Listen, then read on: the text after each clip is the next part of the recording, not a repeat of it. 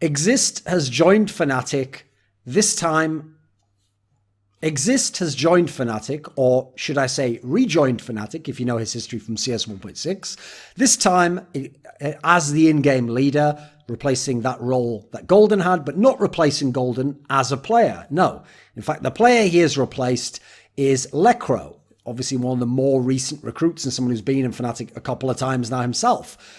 So, as is tradition, I will break this move down piece by piece and then put the pieces back together to form some kind of bizarre, incestuous, fucked up Swedish jigsaw puzzle. So as is tradition, we start with the team doing the kicking and the player being kicked, and we ask just in isolation, is he the right player to kick? Now, in terms of Lekro, this is a tough one because I think in isolation, I don't think it's a terrible kick. I do think he's one of the players I would pick to replace if I had the option and I had the resources and the right players to make Fnatic the best in the world. I probably would choose to kick him. I feel as though, first of all, personality-wise, I'm not sure he fits with the squad. Seems like a pretty quiet guy. I know he's a fairly inexperienced player. For example, doesn't have experience at the majors, something that players like JW, Crims, and flusha are going to value highly. He's also someone who seems fairly unassuming, and at this point in their careers, those players are very outspoken within the context of what they want in the team. After all, they've been in some of the best teams in the world. They've made tough decisions before. They have players who potentially want to play with them. They still want to be champions. They don't just want to be a good team. They want to shoot for it all and be the best team in theory, and perhaps think that's possible in their minds. Now, we can certainly debate whether that's reasonable or not. I would personally say no, it probably isn't reasonable. But I can see why those players would think so. Now, as an individual player, I also think he was someone who you at least had to consider removing. Because the problem is, in their team, he seemed to me to be one of the better players, but that was one of the factors I thought held them back. Because they had Crims, who was way up here, and no one's near his level, especially not his impact level, but not even his stats, his fragging level. And then you had Lekro, who oftentimes was the second best player in terms of the raw numbers, but you look at his actual matches, those are numbers over a whole tournament. I actually found him to be fairly erratic. I felt like in the games that were the big matches that they lost, he tended to go missing and could actually be quite underwhelming at times and couldn't really match up head-to-head with the AIM stars and the elite stars in the world. And at the position Fnatic was in, solid top 5 team with real nice consistency, only tending to lose series to the really elite teams. They needed a real star to kind of push them over the top. So in that sense, I could also see removing him. Then you got to look at the other players in the team, and who else are you going to remove? Like, let's start with the players, not the in-game leader first.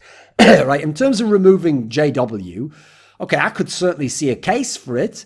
Then again, has he really been put as a focal point of the team, a star point of the team? I'd say somewhere between. I certainly think he's seen better days. I don't know that he'll ever be an elite AWPer again. Sure, I could see an argument for that, but then again, if Crims and flusha are in the team, are they really going to kick JW? It hasn't seemed to be kind of the pattern that we would associate in that sense. They probably still nostalgically remember his great moments, and they see the things he does, and they think if we get the rest of the team together, it'll be enough. Maybe it will be, but not as a star player, certainly, which is one of my concerns with this move they have coming in. Likewise, for flusha. First and foremost, are JW and flusha even considered as players to kick? I personally don't buy it in the same way as I don't think GetRight and Forrester ever considered as players to kick from NiP. But let's consider it. Should you kick flusha? I can see a world again where if he has to be a star component of the team or one of the better players in the team, I don't think he really lives up to that right now. With that said, he's okay. He's certainly decent. And obviously he has the experience. And as we saw in the IEM Katowice final, where he really was the factor that won you the final, he can make big plays. He can do flusha things and have massive impact at times, but it's much more reduced than in the past. So, okay, I probably wouldn't kick him personally. I'd probably keep him around and try and have some other stars and think he'd be a fantastic kind of third or hybrid player. That would, hybrid star, as it were, in terms of my conception of the roles. That's probably how I would do it personally. Then you've got to look, obviously, at Golden. So if you're going to kick someone and bring in an in-game leader, okay, then yeah, I can see a world in which I would kick Golden. Like, I think he's done a decent job. My problem is who you're bringing in for him. That's the real question, because he is absolutely a bot as a fragger. He really is what that stereotype, which again shows that you don't have to have a fragging game leader to win tournaments. That has always been nonsense, but people perpetuate it. But you go look at this guy, in no context is this guy a fragger. With that said, they did seem like they were a team that were fairly solid, and tactically I don't think they were terrible. I think they kind of played with the pieces they had pretty decently and put them in good spots and generally got a lot out of their players. Now, with that said, People have speculated maybe he didn't do as much as an in-game leader. Okay, I can't really know it from the inside. I don't know where that speculation is coming from. It's the sort of thing I might investigate in the coming months once he's been kicked, because now I might be able to get an actual answer. Oftentimes, even if you're friends with players, they won't want to answer certain things like that because they don't want it to get out there if they think the team's going well. There's also the other factor, which is if you were to kick Golden, maybe you do it in a few months, because the theory some people have put forwards, which I don't think is that unreasonable, is maybe in a few months Olofmeister would leave FaZe, and maybe at that point in time, FaZe would replace him with a better player, and therefore he'd be available. Obviously, this would be a prime team for him to come back to. If you've already got a different in-game leader, he's coming back as a starring piece to make up some of the firepower. I can see that. The bigger question, really, for this team, in my opinion, is did they need to kick anyone? Because I think that's really a no and a yes question, depending on the context. Like, in terms of the results, no, they absolutely did not need to kick anyone. Because you look at the squad they've got, they've had some fantastic performances. They started off as a team, being a playoff team. Okay, already started off as a top 8 team. Yes, nowhere near an elite team. But after that, end of last year, EPL, ECS, they were top 4 team already in terms of those tournaments. Then you go to their major, E-League Boston. They were so close to getting to top 4 at that tournament and maybe going to the final. They almost beat that SK Gaming team, and I thought it was some inspired performances from SK that kept that team in the match. Then you look beyond that. Okay, yes, they flunked the Star Ladder. That one went really badly for some reason, but the mess that happened there somehow rejuvenated them. Obviously, that's where the original Xizt rumor was coming in, or was thought of by the team to replace Golden, but then they turned it all around. They won IEM Katowice in such unlikely fashion, beating FaZe in a best of 5. Sure, didn't look replicable, but still did it. That was still their ceiling. They had WSG. Sure, they didn't have to play any of the top teams, but they still won this tournament that had some teams like SK Gaming, like Cloud9 in the mix.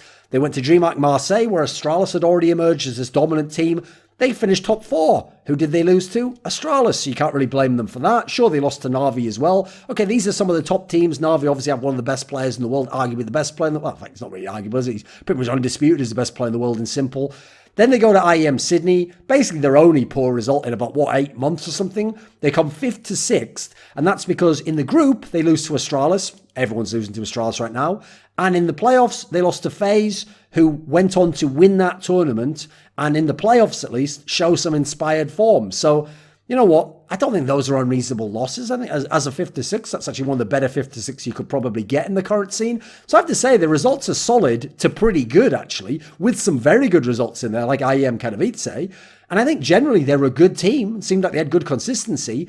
With that said, though, the reason why, yes, I could see making some roster moves is I think they were a team where a lot of that was the fact that towards the end of the year, we had FaZe and SK clearly ahead of everyone, and the other teams were just teams like Mouse, teams like Fnatic were starting to get into position to challenge, but Astralis was falling off, North was falling off, G2 was falling apart, Virtus.pro went back to being shit. It was pretty wide open scene. Then when the Fnatic really kind of thrived, for my money, won IEM Katowice, won WSG, that's when Astralis hadn't fully come up yet.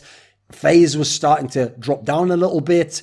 SK's falling apart. Cloud9's falling apart. Team Liquid hasn't really fully broken through to win big events beyond CS Summit. So this is the prime time for a team that's solid, like Fnatic, like Mouse Sports, like Team Liquid, to come along, get top placings. In this particular case, win some events like Mouse and Fnatic did. But I always said those two teams for me are placeholder teams. They are there because everyone else has dropped down, and they're just, as a result, automatically raised above because everyone's gone below them. But when you have the elite teams come forwards and dominate again, they will fall back. So you've seen the Astralis team come and become the dominant team in the world. You've seen FaZe piece it together again and overtake a team like Fnatic. So I do think that they would be stuck at probably a 4th or a 5th in the world kind of level, and that's without an SK getting it together. That's without Team Liquid taking the next step and really superseding them. That's without someone like, I would probably say, one of the other Danish teams, maybe Optic becomes really good. Maybe North get their shit together. I know it sounds like a joke right now, but it can happen. Maybe the French shuffle happens and we get a G2 team that's very powerful out of that. Maybe Virtus.pro makes a roster move. Maybe you get a second Brazilian team. There's so many things that could happen, and you don't need 1 or 2 teams to become good out of this. And I think a team like Fnatic would be one of the ones that would suffer from it. Partly because I don't think they had quite enough firepower to be a super elite team. They weren't super tactical, so I don't think that would give them an edge over people. I think their edge primarily was being a solid team, having Crims, who's one of the best players in the world, and then having someone like Flusha, who can occasionally give you some epic games. Aside from that, I think overall they didn't have enough strengths to be a world number one team. I don't think that was a realistic and in fact, even to contend regularly for the titles, I don't think so. I think they would be a top 4 team who finished semi-finals or made quarterfinals, but that was kind of what you reasonably expected as the best case scenario. So actually, we kind of had seen the best of them in that sense. Now, the problem is, whether that was the right move to make in terms of kicking someone, was Xizt the right player to recruit? Okay, well, if he's going to be the in-game leader, as he is now, okay, I could maybe see making a case from it, because do JW and Flusha, as they've shown in their careers, want a looser style? That's where they've had their most success with Dennis. Flusha, obviously with Pronax. I mean, with Dennis as a player, not in-game leader, although he was towards the end. Problem with that is, when they had Golden and they first brought him in, weren't they the ones saying in interviews that they wanted a more tactical style and that they were giving Golden full control? So then why later am I now hearing people saying that Golden didn't have as much control or didn't do as much of the tactics? Again, it's hard to always tease apart interview bullshit or what people want to convince themselves is the reason, or something they think they have to say because it's the only player you could get at that point in time, and you're in a bad spot and you obviously can't get a world-beating player. Okay, there's a lot of fuckery that surrounds things like that. Personally, with Xizt coming in, I'm pretty doubtful about this squad as well, because actually with Xizt coming in, I kind of see this as actually being a team that maybe is of the skill level or a little bit worse than some of the past NIP lineups. So if he's going to be the in-game leader as he was for those teams, are they going to be a top team? I mean, NIP wasn't. They were sort of like a 6th to 10th level team, depending on where they were during 2017, going back into 2016, maybe cracked top 5 at one point in time. They were never an elite contender. Tournament in and tournament out, really challenging for the title, realistically. They tended to win during lulls in the scene or from NIP Magic in a one-off great match when they managed to get their way to the final without necessarily playing world-class Counter-Strike. There's also the factor that, as a player, I definitely wouldn't want him personally. With an in-game leader, okay, I guess more the focus is going to be on how he in-game leads over a player, because as an in-game leader, he's an alright fragger. My problem is, the success NIP had in the last couple of years, I put a lot of that down to threat, I have to say, and there is no threat here. There is no clear coaching aspect. They've got Jumpy. Is Jumpy going to be the coach to work with Xizt? Not entirely sure. I could certainly believe Jumpy did some good work Golden and with the past lineups. Okay, so maybe there's possibilities there. One of my other problems is, even beyond Xizt, I think leaving Golden to be an entry fragger doesn't make a whole lot of sense at all. I mean, I think he's a pretty poor fragger. I think he's going to get destroyed in that role. I don't really see who he's going to be working with as an entry fragger in terms of how this team's going to work, because I actually thought that's one of the areas where someone like Electro made more sense because of his aggressive aim.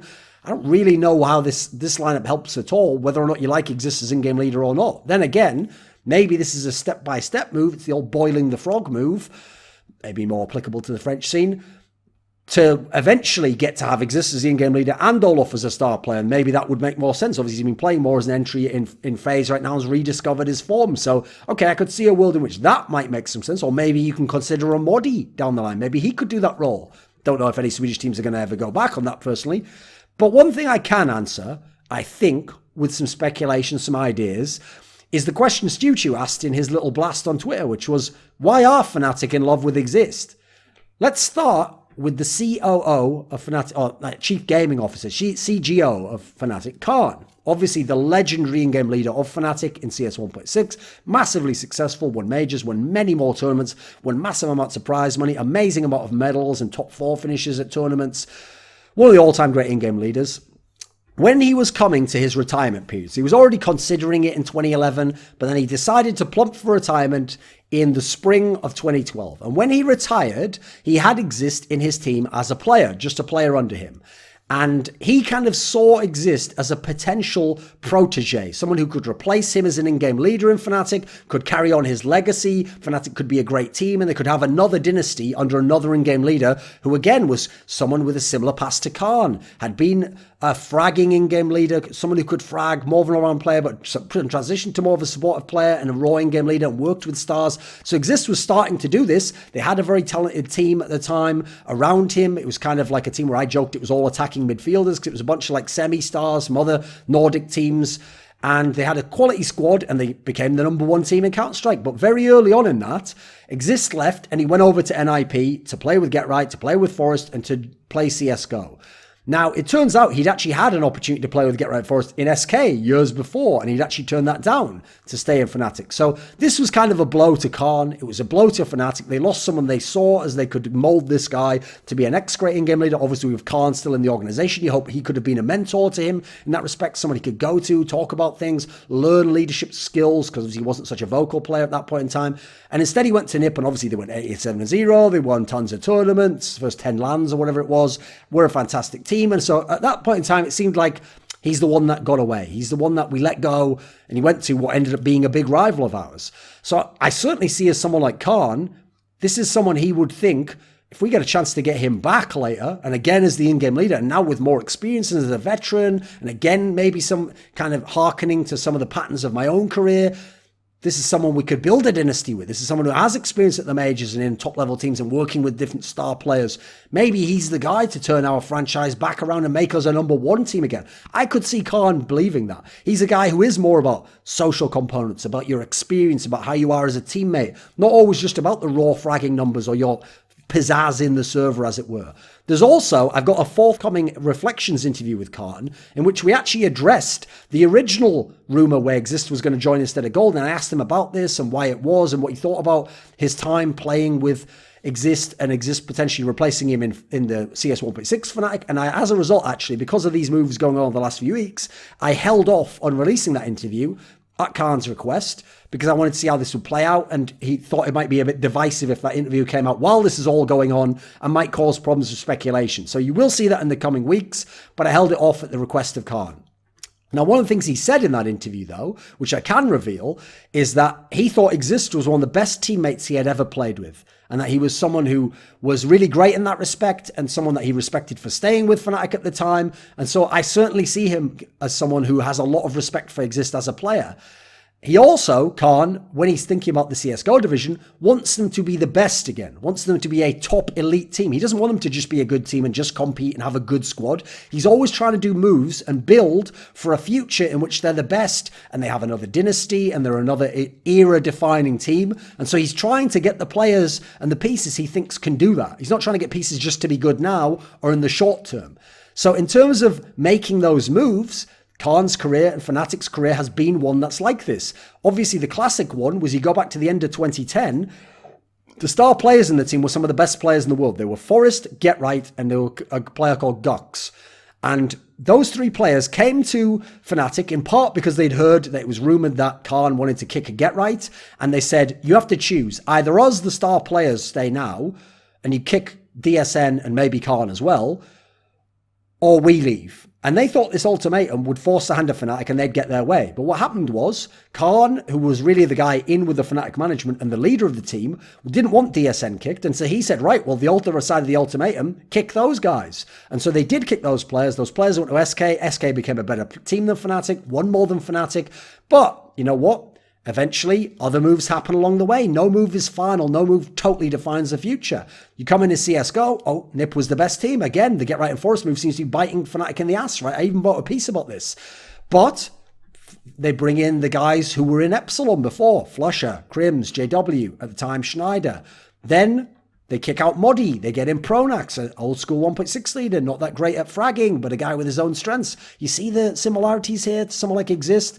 Then they bring in Pronax, they win a major, but you know what? Team doesn't end up being that good. They get Khan, they get Crims, they get Olofmeister, they become one of the best teams of all time. Later on, they make a key move. They cut someone for Dennis, another 1.6 player, another player they like the social component of, not necessarily the best player if you're lacking an in-game leader, but you know what? They make this move. Again, they've had a few times they've been able to get back to the top again, and actually they've exceeded NiP over the last few years in their success. So no move is final, and that's something that I think the Fnatic organization has really built their brand on, that they're going to pick the right players and the players they want, not necessarily the best players always. There's finally also the factor that you have seen the Fnatic players, because NiP was so legendary in the beginning of CSGO and Get Right and Forest are legendary from 1.6, they have always to some degree idolized the NiP players. They've always looked up to them. I think even in the periods where NiP wasn't as good but would occasionally win tournaments, they respected that these guys were veterans and had the NiP magic aspect to them and could somehow win even though they were somewhat washed up as players.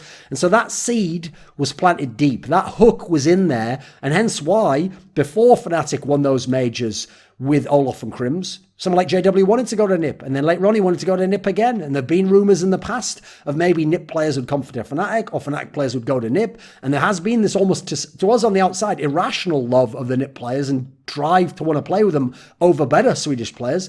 But it's been there for the org, for Khan, for these other players in the team. And so you can see there is a history there, even if personally I would disagree with the move as it is. And by the way, I definitely want to see what the Fnatic vetoes look like. Classic meme. Yeah, fuck you, I'm wearing a different t-shirt, but I'm not putting that shirt back on just to record this again. One point I didn't make was perhaps also, since it said technically Lekro has moved back to a substitute position, maybe they felt they had to give Golden a chance in the team still and a chance to try being an entry fragger because he had the success with them and they seemingly wouldn't have got that without him, and he helped them get the team back on track. And obviously there was such a kind of negative public reaction when they initially wanted to do the Golden for Xizt move. So this is a way to sidetrack that in a way and kick out a much less popular player in Lekro. And again, maybe they'll get an Olaf or someone else in the future, and then they bump off Golden, and then everyone goes, oh, I think if this is doing a good job of in-game leader, of course we want Golden out. He's not a good player without being an in-game leader. Something to think about. This video was made possible by Dean Tanglis, Sanity, Gman, Andreas, Snazore, Westerlund, Alex Adams, Mikkel Hansen, Jerky's Minion, Anthony, Bash, Daniel Yordanov, Yordan Tsenkov, TTMXMP, VeXii, HawpT, Travis T. Greb. Just like my man, a lot of people think you can't tell me nothing.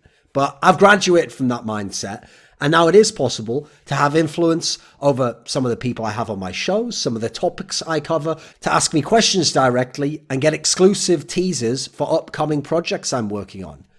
Unlock the code to the streets and join the Scrilluminati today at the Patreon link below.